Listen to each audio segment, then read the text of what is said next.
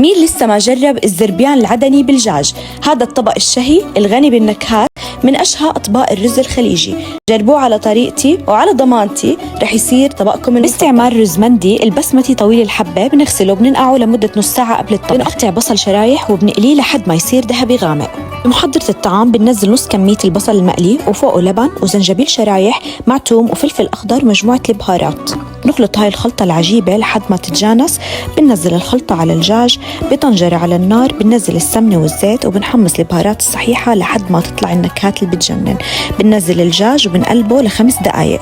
بنضيف البطاطا وبنقلبها وبننزل باقي الخلطة وكوب مي وبنتركه على النار لحد ما يستوي الدجاج. بنحضر للرز المشخول بطنجرة مليانة مي مغلية، بنضيف الملح وبهارات صحيحة وبننزل الرز لحد ما يستوي 90% وبنصفي. الطنجرة اللي فيها الدجاج بعد ما يستوي بننزل طبقة من الرز وبنحط شوي من البصل اللي تركناه على جنب، وبنرجع بنحط طبقة تاني من الرز وبنتركه على نار هادية لمدة نص ساعة، وبننزل عليه الزعفران المنقوع وبندخنه بفحمة بنطفيها بشوية زيت. وصحة وعافية.